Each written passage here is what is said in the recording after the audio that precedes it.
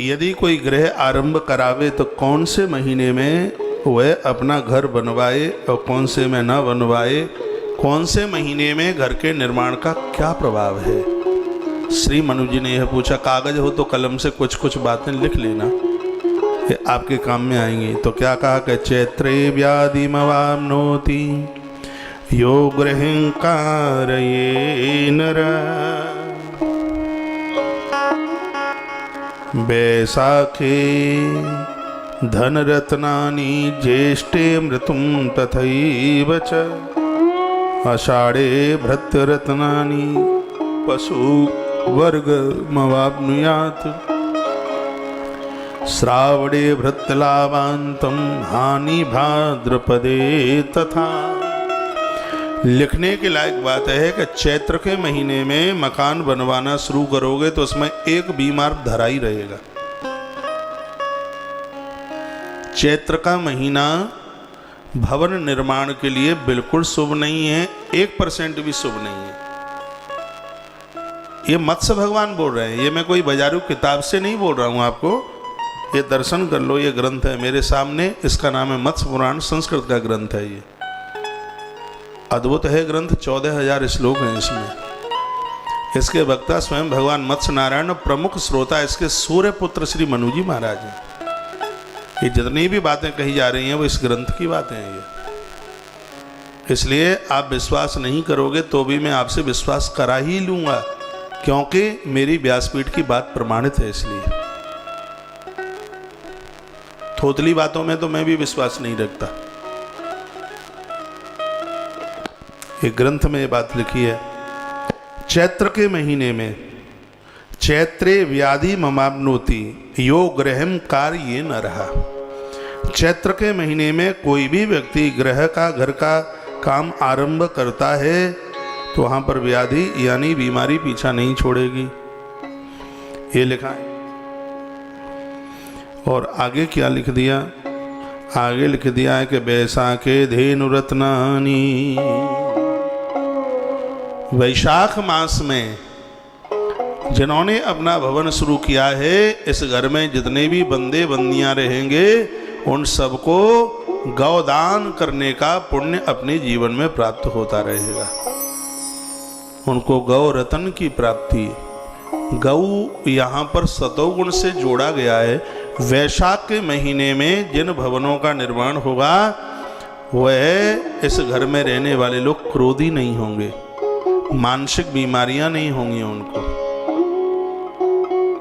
उन्हें गौदान जैसे दिव्य दान करने के सौभाग्य प्राप्त होते रहेंगे।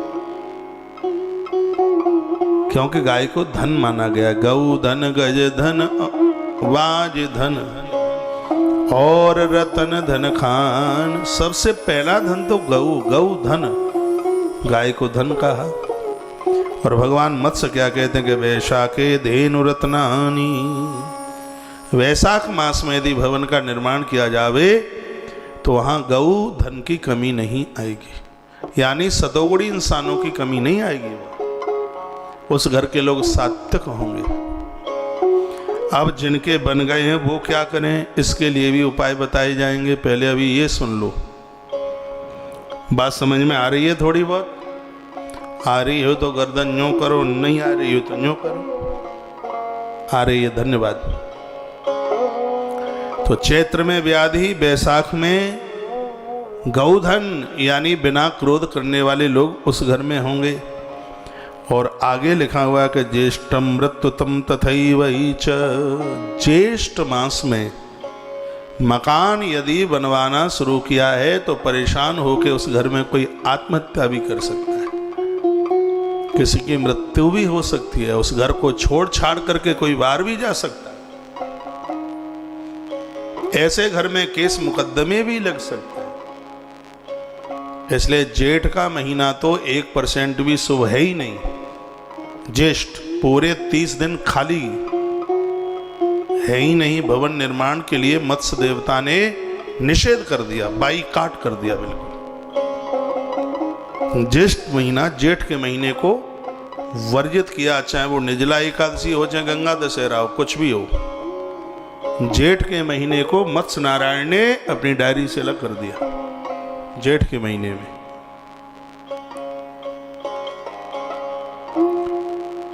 उसको अशुभ कहा, मृत्यु कारक कह दिया। बोलो बांके बिहारी लाल की, श्री हनुमान जी महाराज की जय जय। श्री राधे श्री राधे श्री राधे। आषाढ़ का महीना, आषाढ़ के महीने में आप भवन का काम शुरू कर सकते हैं। आषाढ़ में घर भवन निर्माण आप शुरू करेंगे तो भृत्य नौकर चाकरों की कोई कमी नहीं रहेगी। आपके पास जो व्यक्ति एक बार आ जाएगा वो आपको छोड़ने का काम नहीं करेगा। आपके उस घर में ऐसे बच्चों का जन्म होगा जो स्वभाव से बड़े मधुर होंगे, सबको स्नेह प्रेम करने वाले होंगे। आषाढ़ मास में भगवान मत्स्यदेव कहते हैं, राजन आषाढ़े भृत्य रत्नानि पशुवर्ग मवाप्निया।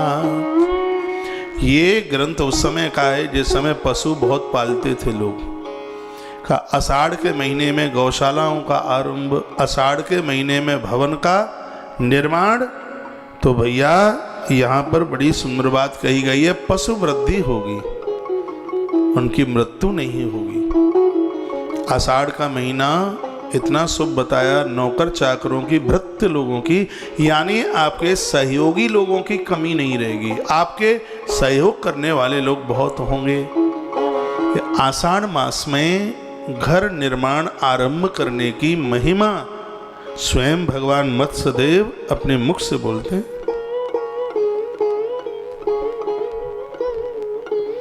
ये कथाएं कहाँ धरी हैं, नहीं मिलेगी। रुपया 21,000 दे आना, वास्तु शास्त्री को नहीं बताएंगे वो इतनी बातें, कहाँ बताएंगे। ये सब हमारे सनातनी ग्रंथों में भरा पड़ा है। मत्स्य पुराण ने तो हल्ला बोल कथा कह दी, बड़ा आनंद आया। श्रावणे आषाढ़े भृत रत्नानि पशुवर्ग ममाप्नुयात्। श्रावणे भृत लाभान्तम हानि भाद्रपदे तथा।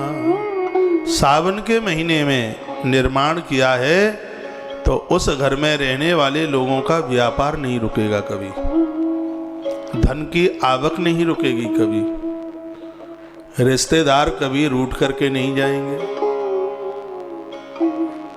इतनी बड़ी महिमा है उसकी, इतना बड़ा प्रभाव है, अद्भुत। यह महीना है सावन का, श्रावण मास। भगवान खुद अपने मुख से बता रहे हैं, भाद्रपदे श्रावणे भृत लाभांतम हानिम भाद्रपदेस्ततः। भादों के महीने को उतना बढ़िया नहीं बताया जितना कि होना चाहिए। भाद्रपद में मकान का आरंभ कराया जाए तो ठेकेदार ही रुपया पैसा लेके भाग जाए, काम ही नहीं करे। भादों में किवाड़ लग गए तो चौखट लग गई तो किवाड़ की व्यवस्था नहीं, दीवालों पर प्लस्तर हो गया तो रंग पेंट की व्यवस्था नहीं। आपने देखा है बहुत मकान अधूरे से ही पड़े रह जाते हैं। ग्रंथ ने तो इतना जोर दिया है कि जब तक चौखट ना लग जाए, खिड़कियां ना लग जाएं, तब तक उस घर में प्रवेश मत करना। बहुत घरों में महाराज साड़ी का पर्दा डाल करके ही गृह प्रवेश कर लेते हैं। भगवान मत्स्य नारायण ने उसका विरोध किया। जब तक किवाड़ खिड़की ना लग जाए तब तक उसमें गृह प्रवेश ना करें। वो आगे गृह प्रवेश की बात आएगी अभी। भादों के महीने में आप मकान तो शुरू कर सकते हैं, लेकिन उसमें बीच में अवरोधकता आ सकती है। वो धीरे धीरे बन पाएगा। 1 साल में 3 साल लग जाएंगे, 3 साल में 5 साल लग जाएंगे, यानी काम स्पीड से नहीं चल पाएगा। काम करने वाले ही 9 2 11 हो जाएंगे, गुम हो जाएंगे, ढूंढते रहो, उसमें रुकावटें आ जाएंगी। बात आ रही होगी समझ में। तत्पश्चात अब अगला महीना कौन सा आ गया? भादों के बाद में क्या आता है? क्वार। बोलिए बांके बिहारी लाल की। पत्नीम्ना सुष्वने विंधात कार्तिके धन्यस्तता। भैया क्वार में भी मकान का काम शुरू मत करना, नहीं तो जा घर की स्त्रियां रूठी बैठी रहेंगी, मोह लटकोई बनो रहेगो। भगवान कहते हैं क्वार के महीने में मकान तो बना सकते हो, लेकिन आश्विनी मास में बनाया गया मकान, यहाँ इस घर में रहने वाली स्त्रियां गरम दल की नेता होंगी, झगड़ा करेंगी, इसमें रहने वाली कलह करेंगी, उनके मुंह रूठे ही होंगे, ऐसी पोजीशन होगी। इसलिए तत्पश्चात फिर आगे कह दिया है कार्तिका धन धान्य कम। कार्तिक का जो महीना है पूरे 30 दिन कार्तिक मास में घर का निर्माण आरंभ करने पर वहाँ धन धान्य की कोई कमी नहीं रहती। भगवान मत्स्यदेव कह रहे हैं, ये भगवान मत्स्य नारायण की आवाज़ है। बड़ी अच्छी अच्छी बातें कही हैं प्रभु ने, आनंद आ गया सुन सुन के। भूख प्यास सिगरी चली गई जिन कथने सुनत सुनत। तत्पश्चात क्या कहा कि मार्गशीर्षम तथा भक्तम पोषेतस्कर्तो भयम। मार्गशीर्ष तथा भक्तम, भक्त कहते हैं चावल दाल रोटी। तो इसमें लिखा है कि जो महीना इस समय चल रहा है, इस महीने में मकान बनवाना शुरू करोगे तो तुम्हारी रसोई में दाल रोटी चावल की जिंदगी में कभी कमी नहीं आ सकती। उस घर में अन्न पानी की कभी कमी नहीं आएगी, उस घर से कभी कोई भूखा नहीं जाएगा। और घर घर तभी है जब वहाँ पर आने वाले लोगों को भोजन पानी मिले। तो इस मार्गशीर्ष के महीने की इतनी बड़ी महिमा है।